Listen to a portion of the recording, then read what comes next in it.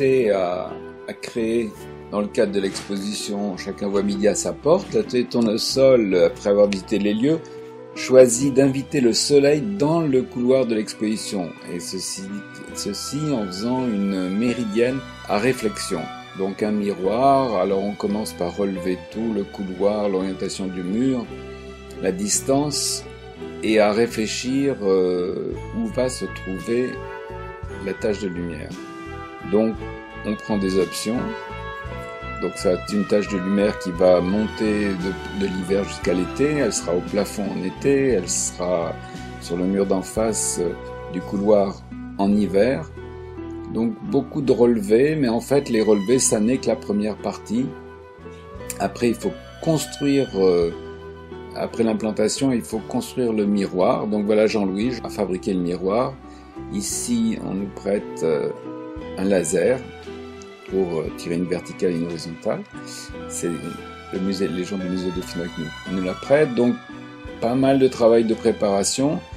Et comme vous voyez, et contrairement à l'extérieur, là on a eu beaucoup de chance en décembre, il faisait froid mais c'était grand soleil tous les jours.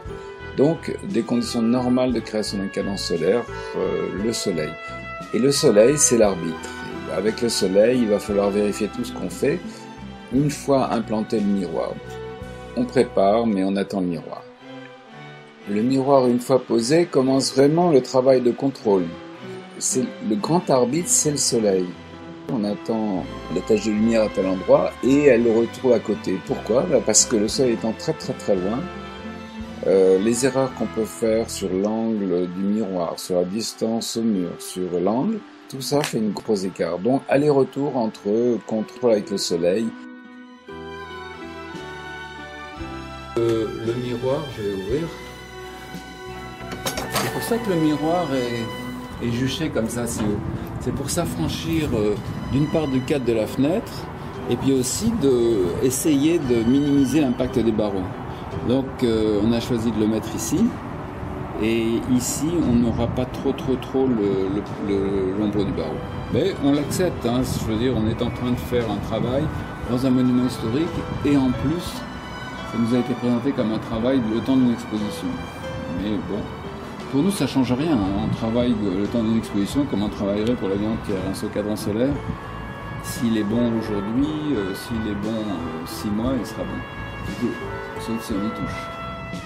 Le gnomoniste finit de tracer le midi du soleil calculé pour le musée, tout en le vérifiant avec le soleil certains jours.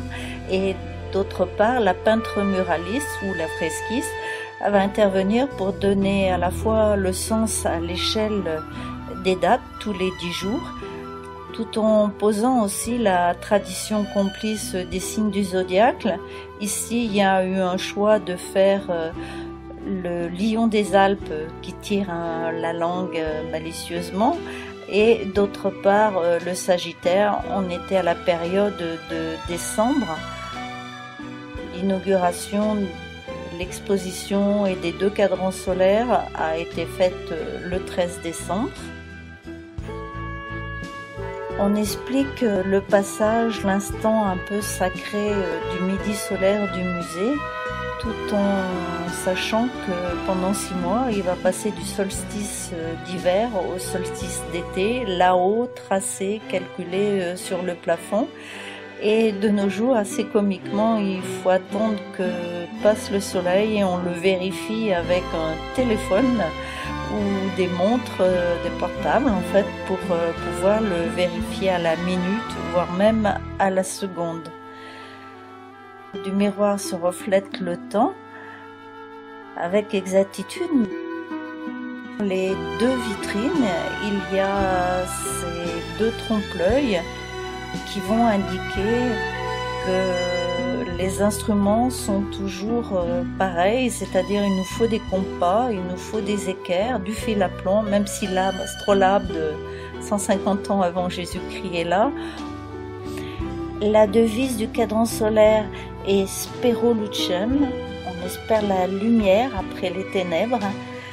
Et on sait tous que derrière les nuages, il y a le bleu du ciel de notre belle planète bleue qui, depuis la nuit des temps, tourne autour de ce soleil.